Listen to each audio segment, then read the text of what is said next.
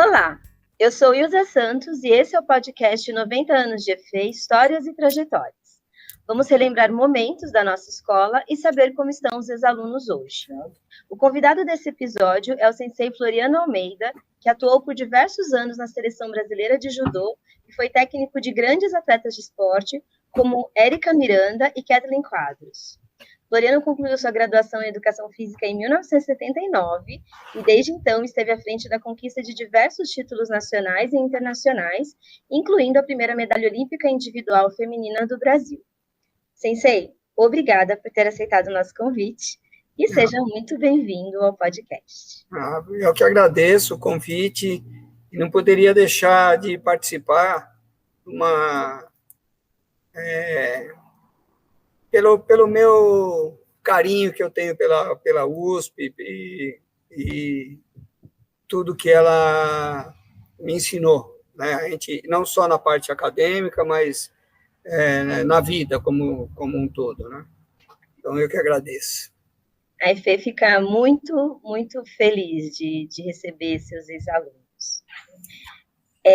Como começou, Sensei, a sua história no judô?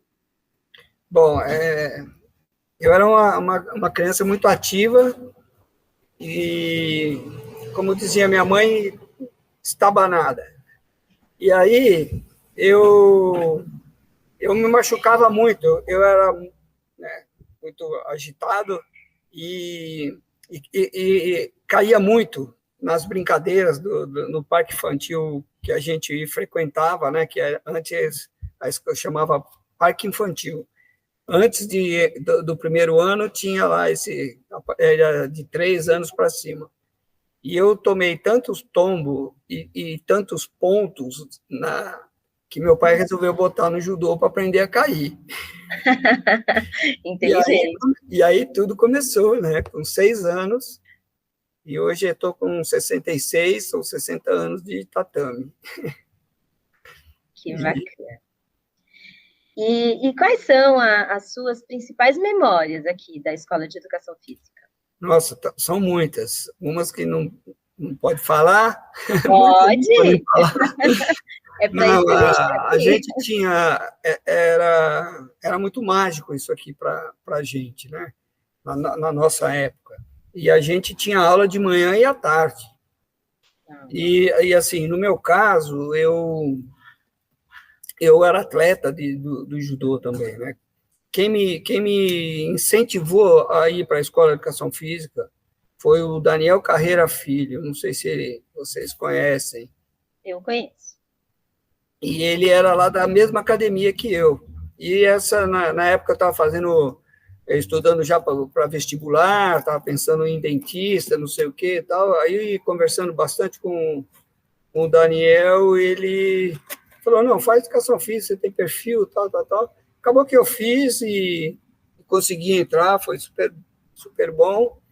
E esse foi o primeiro contato, assim, né? Eu fui influenciado por um companheiro de treino na época, a gente era companheiro de treino, mas ele um pouco mais velho, estava se formando já, e foi isso, aí me conquistou. Na época, o meu curso tinha 3 anos lá, não era, hoje tem 4 anos, né?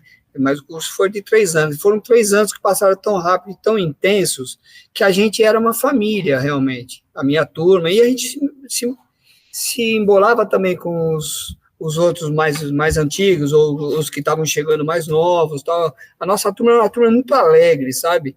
Uma turma um pouquinho diferente, assim. Tinha lá os CDF, mas eles participavam das nossas brincadeiras, das nossas ações, e realmente foram 3 anos de muito aprendizado mesmo, né, com os professores muito bacanas, né, e assim, a gente conseguia, o nosso grupo conseguiu mexer, inclusive em horário de aula, porque teve um período que muitos alunos se machucavam constantemente, né?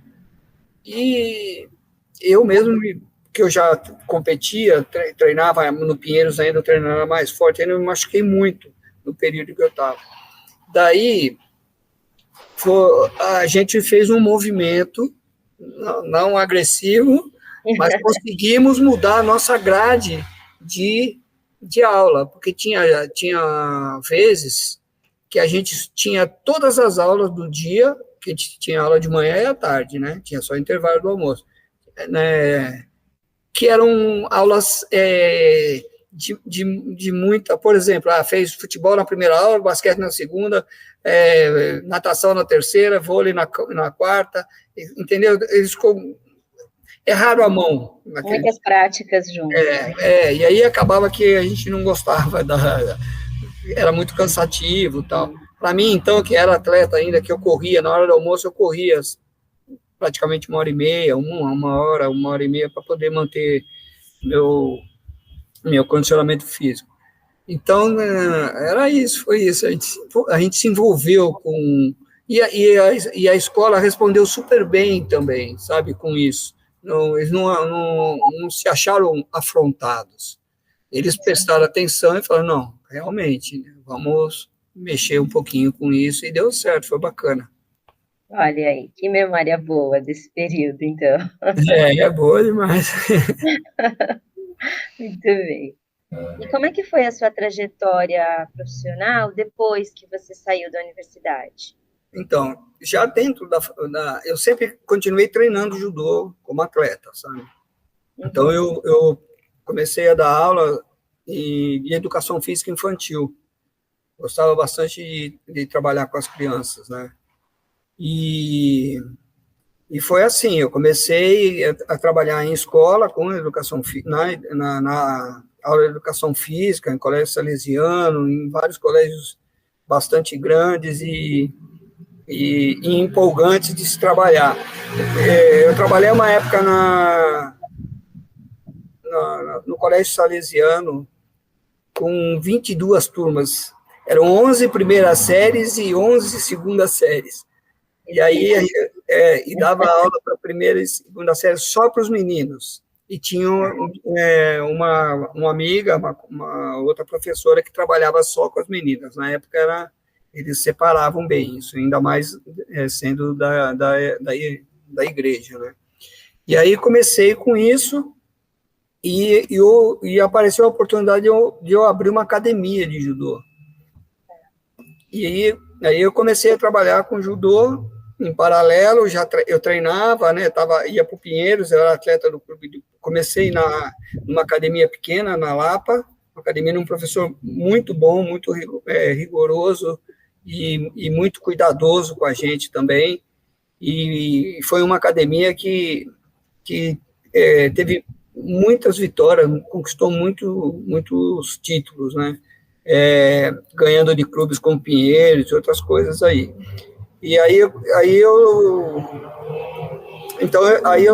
comecei a dar aula de judô também. Eu treinava e dava aula de judô. E foi aí que eu fui me apaixonando ainda mais pela modalidade, né? Porque o judô, a gente pensa, é um esporte individual. Mas, na verdade, ele é um esporte individual mais coletivo que tem, porque a gente precisa de uma outra pessoa para a gente praticar. Sim. Então, o judô me encantou, assim, de uma maneira que até hoje eu estou encantado. E aí, depois da academia, que você abriu sua própria academia, você começou Eu sempre dando aula de educação física junto, em paralelo. Daí, apareceu uma oportunidade que o governo do estado criou um projeto de jovens atletas de várias modalidades, e o judô foi incluída nisso. E dentro desse processo, alguns professores foram convidados a fazer parte, eu era um deles. Tinha Walter Carmona, muitos atletas que eram atletas olímpicos, o Jun Shinohara, a gente era amigo, e trabalhávamos juntos nesse projeto. E acabou que o projeto foi avançando, mas os professores foram saindo. Aí acabou que eu fiquei sozinho, com esse grupo de atletas. Era assim, o governo do estado a gente fazia como se fosse uma seletiva. Eles traziam os atletas do interior do estado, de São Paulo, para o Ibirapuera, e lá a gente fazia uma peneira, que eles chamam, né, peneira, e os meninos vinham morar lá, ficavam morando lá, tinha alimentação, tem tudo, controle de escola, tal.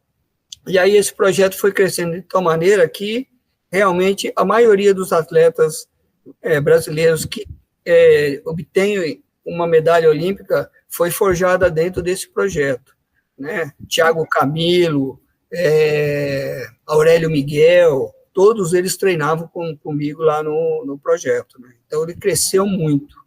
E foi bom para todo mundo, e muitas medalhas olímpicas realmente saíram daquele tatamezinho lá. Muito bacana. E quais foram, você consegue, assim, 60 anos no judô, né, e bastante tempo de carreira, quais foram os momentos mais marcantes? Assim, você consegue elencar para a gente? Era realmente o desempenho dos meninos nas competições, né, e as medalhas, né? E as medalhas que foram muitas medalhas em campeonatos mundiais, tiveram medalhas em Jogos Olímpicos, e depois, no começo, era só masculino. E depois a gente começou eu mesmo, né, como professor, né, incentivei que tivesse um grupo de meninas também, né? E realmente conseguimos, e tivemos também Edinanci Silva, que é medalhista em campeonato mundial, e outras tantas meninas que iam treinar lá no projeto diariamente, todo dia à noite, né? Então, teve uma época que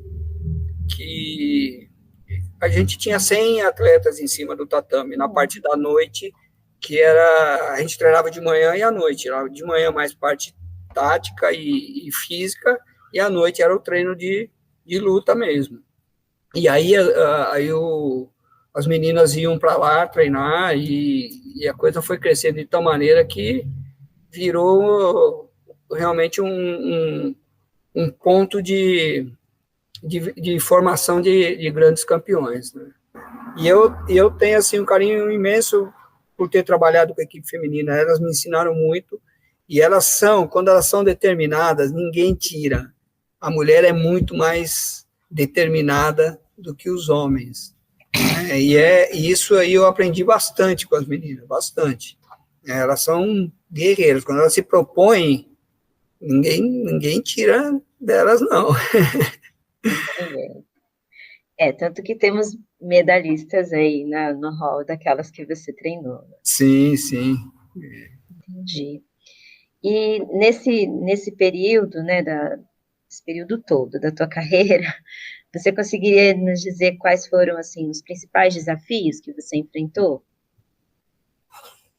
Os desafios eram desafios na época. A gente procurava não, como eu posso dizer, prestar atenção no desafio, no que estava nos atrapalhando. A gente sempre procurava pela solução. E fazíamos isso em conjunto com os próprios atletas, né?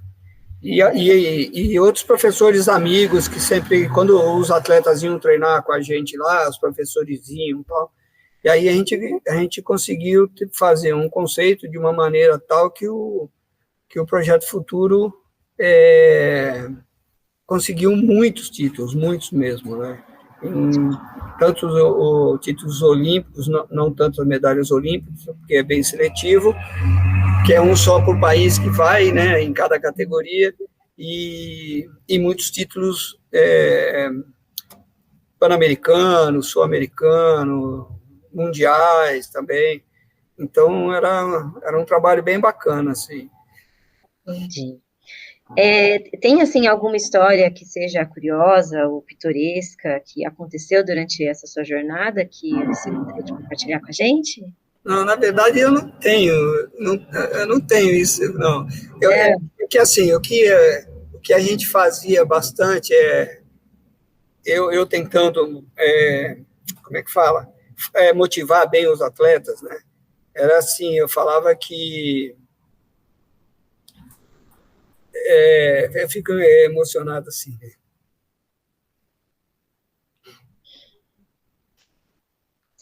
Eu falava para eles que eles tinham que olhar por cima da montanha. Eles precisavam subir na montanha para ver as coisas, sabe? Não ficar assim, querendo subir, só fazendo aquele montinho. Eles tinham que estar no alto da montanha para eles poderem enxergar e ver o tão bom que tinha para eles enfrentarem. E realmente eles faziam isso, sabe? E é muito legal. E então eu tinha vezes que eu era mais bravinho assim, eu falava que a medalha deles, eles estavam de parabéns, mas não fazia mais que obrigação, porque ele foi lá para competir e ganhar a medalha, né? Sem ser exigente. Exigente, né? E aí ele falava bastante sobre isso. E também quando era um título bom, assim, eu fazia eles lavaram meu kimono. Falei assim, ó, pra você não esquecer que teve alguém que te ajudou, vai lavar meu kimono. Aí, sei lá, se eles lavavam. Eles levavam para casa, a mãe deles lavava, na verdade. Voltava limpo, né? Voltava limpo. E assim, aconteceu assim, um caso pitoresco foi quando o Thiago Camilo foi vice-campeão olímpico, ele me ligou de lá.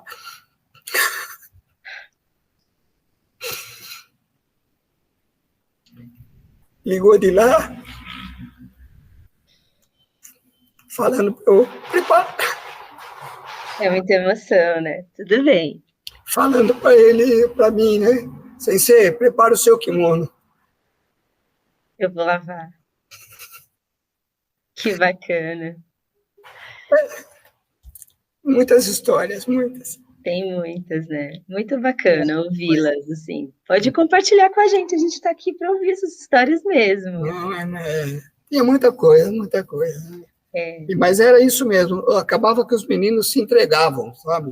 Sim. Eles percebiam, assim, que a evolução de cada um, e eles eram um grupo muito fechado e treinavam muito bem, assim, a gente sabia o que eles queriam, né? E eles sabiam também, né?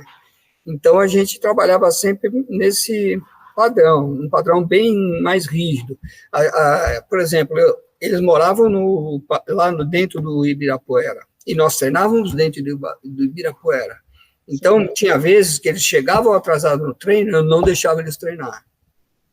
E aí, o dojo lá, o tatame, era no segundo andar do ginásio que tinha lá, né? Não sei se já derrubaram ou não, mas o ginásio do Ibirapuera, o tatame ficava lá no segundo andar. E eu sempre dava o treino encostado, para não atrapalhar os atletas, encostado na janela, assim, sabe?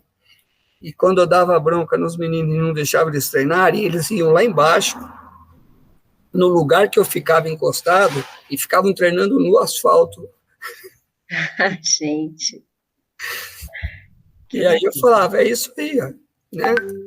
Aí eu dava lá uns 20, 15 minutos, eu falava, pode subir, né? Mas então, era quando eu percebia que eles estavam com o espírito, que eles queriam realmente alguma coisa, né? Eles queriam evoluir. E isso é muito importante, né? Indo um pouco nessa linha, quais são os valores, os princípios que você mais enfatiza ao ensinar o judô, Sensei? Bom, é assim, o judô, ele nos ensina muito, assim, sabe? Então, como é uma luta de contato, como posso dizer, sem soco, eles têm que aprender quem é o seu adversário, como ele é, como eu posso neutralizá-lo e evitar que ele me neutralize, né? Então, eu sempre chamava atenção para essas coisas que o judô nos ensina mesmo. Né? O judô é uma escola de vida mesmo, de vida, sabe? E até hoje eu sou bem careta, assim, em alguns aspectos, né? A maior parte dos meninos já falam por eles mesmos, tal, mas eu continuo mantendo o mesmo padrão, né? Então, o Japão é muito rígido com isso, né? Os japoneses, e foi lá que nasceu, né? O judô, e o judô é uma modalidade que você empresta o seu corpo para o outro poder praticar. Né? Você não vai lá e fica escondido no escurinho fazendo gesto sozinho. Você tem que ter o seu parceiro. Né? E aí eles começam a entender e se conhecer melhor e se ajudar, né? Se ajudar. Isso o judô é uma coisa que ensina muito, faz parte da vida mesmo, né? Então, a ver com parceria, né? Tudo, você tem que emprestar o seu corpo para o outro, imagina. Né? E assim, voltando para crianças mais novas, né? É duro, né? Você terminar uma luta, baixar e ver que o outro recebeu a vitória, né? E não tem jeito, não foi você que foi lá e perdeu, ele te ganhou. É mais assim, tipo, humilhante, né? Eu não perdi, não é que corri fraco e perdi, não. O cara te bateu, então você tem que engolir aquilo, processar, e na próxima vez ele vai tentar fazer o que ele pode fazer de melhor, né? E isso é assim na vida com a gente, né? Nos estudos, na faculdade, no emprego também, né? A gente saber onde a gente pode, como a gente vai fazer para evoluir, sempre, né? Sempre. E como é que você vê o cenário do judô brasileiro hoje? Olha, o judô brasileiro, ele tem altos e baixos, né? Nós tivemos uma geração, essa do Thiago Camilo, Aurélio Miguel, tal, assim, fenomenal, que realmente colocou o Brasil num patamar bem alto. E teve a outra geração que veio na sequência lá do Projeto Futuro, que os atletas chegaram na equipe principal, porque tem lá juvenil, júnior e sênior, né? Antigamente eram essas nomenclaturas, né? Então, o pessoal do juvenil, eles treinavam para empurrar os caras do sub-21, que do sub-21 para fora. E o sub-21 chegou nos atletas de ponta também para tirar os caras da frente. E aí surgiu uma geração de medalhistas, assim, excepcional. O Brasil ficou muitos anos brigando pelo topo do judô mundial com o Japão e Coreia e França. Né? E o Brasil coladão lá, né? Então, isso aí é uma coisa que fortalece a pessoa como o ser humano mesmo, né? Então, o preceito de judô é muito... E você cai e levanta, e cai e levanta. E não é que você cai sozinho, você é derrubado, é jogado no chão. É necessário resiliência. Resiliência. Sensei, como que a sua formação aqui na EFE influenciou na sua atuação profissional?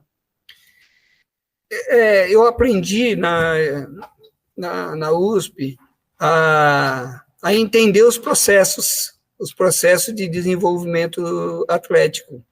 Né? Então, a gente antes só jogava a bola do basquete no áreo, e como se nada fosse importante, né? Outras coisas não fossem importantes, né? Se preocupar com o gesto motor, perceber, ter a habilidade de enxergar e fazer o contra-ataque. São essas coisas assim que me encantavam, né? E eu fui trabalhando sempre dentro dessa linha, assim, né? Essa linha, e sempre nunca me afastando da filosofia do judô, né? E bastante influência do meu professor, do meu primeiro professor, e depois chegou uma época, ele já estava mais velhinho, e a gente já estava num outro patamar, que aí eu fui para o Clube Pinheiros, foi onde eu forjei a minha carreira de medalhas melhor, né? Eu cheguei lá, mas já pronto, né? Já cheguei praticamente pronto lá, e dali eles só me tiravam para medalha. E na academia nem tanto, a gente ensinava os amiguinhos. Eu lembro que eu ensinei meu melhor amigo, que era o Sumio Tsujimoto, assim. Ele entrou no judô depois de um ano que eu estava no judô. Aí o meu sensei botava um amigo, para ensinar os primeiros passos do judô, fazia as cambalhotas, o batimento de braço. E essa amizade tá até hoje. Que lindo. São 45 anos de formado, né? Você me mostrou aqui no começo a camiseta, mas assim, quem está nos assistindo, né? Porque é um podcast, mas as pessoas também vão nos assistir. Eles não viram, você não pode mostrar essa camiseta? Claro. Olha aí. EFEUSP 79, muito bom. Muito bacana. Obrigada, Sensei. Imagina.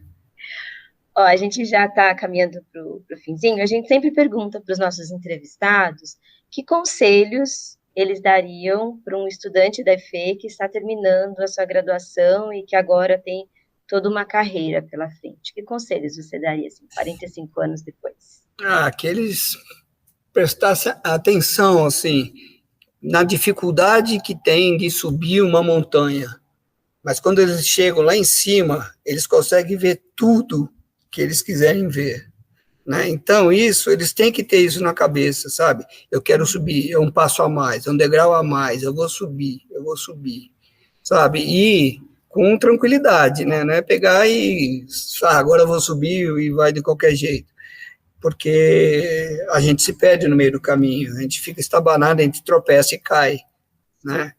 Então, no judô, a gente não tropeça e cai, a gente é jogado no chão. Isso eu deixo bem marcado para os meninos, né? Sensei, caí. Não, caiu não, você foi jogado. Você tem brinco para cutucar mesmo, peixe, né? Sem eufemismo, né? Então, mas é isso, assim, o judô é uma modalidade muito interessante mesmo, sabe? Esse lance que eu falo, assim, a gente empresta o nosso corpo para o outro treinar, para o outro evoluir. Não, você tem que ter uma outra pessoa. Então, eu empresto meu corpo para você. E isso a gente trabalha desde criança, né? Hoje já perdeu um pouquinho aí, porque tem uns professores que querem medalha a qualquer preço. Então, eles pulam etapas e acontecem muitas coisas. Eu sou meio desiludido com o judô ultimamente, assim, né?